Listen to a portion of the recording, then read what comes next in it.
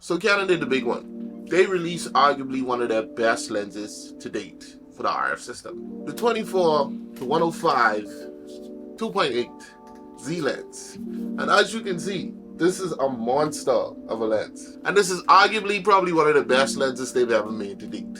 Why? Because this is supposed to be the one and done lens. But of course, it's Canon. This is gonna run you into about $3,000. $3,000 for a lens? I know what you. But $3,000 is a lot of money to spend for a lens. So what we're gonna do today is make our own version of the 24 to 105 2.8. So a little bit of context, I'm a C70 owner. And I love this camera, but this camera already cost me a lot of money. This was like $5,000. I don't want to spend another $3,000 to have a one and done lens. I had to get an alternative solution to fix that problem. Now, funny enough, I actually had this alternative solution before Canon even announced that lens. So really and truly, I feel like they kind of copy my style, if you get what I'm saying. So in order to make this combo come to life, you're gonna need two things. You're gonna need the Tamron 35 to 150 2.8 to 4 lens for the Canon EF system. And the second piece of this is you're gonna need a speed booster. Now, this particular speed booster is probably not available anywhere because they actually got in trouble for making the speed booster and other RF products. But luckily, I was able to snag it way ahead of that whole controversy. So this is the Viltrox EFR3 0.71x speed booster adapter for the Canon C70. So what this does, because the C70 is a Super 35 sensor, this effectively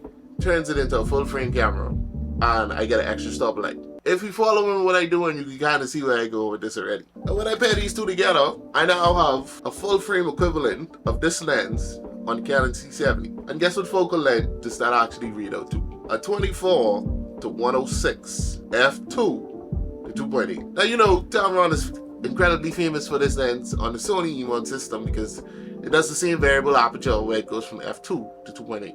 But now we get that same sauce from that lens in this lens for the EF system on the C70. Turning this lens into this lens, but for nowhere near the price of this lens. So this lens is $3,000.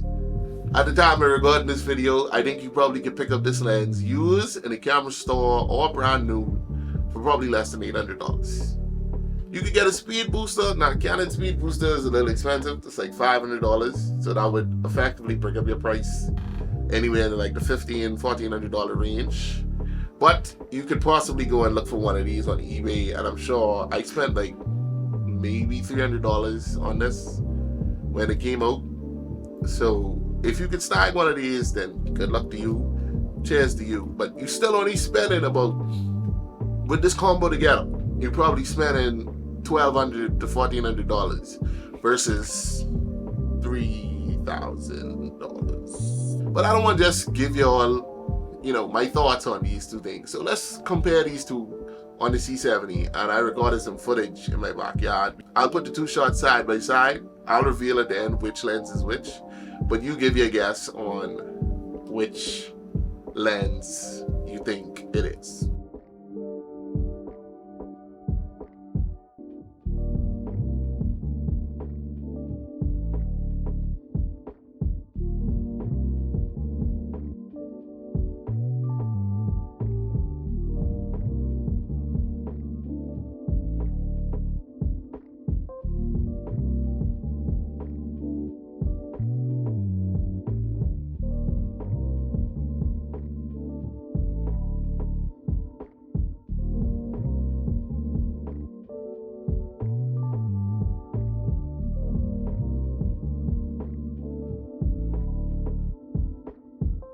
Just a little bit more info in comparison with these two lenses.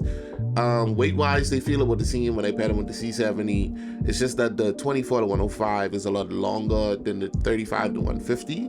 So the 35 to 150 actually feels more compact and lighter than that one, even though that the 24 to 105 is still lightweight.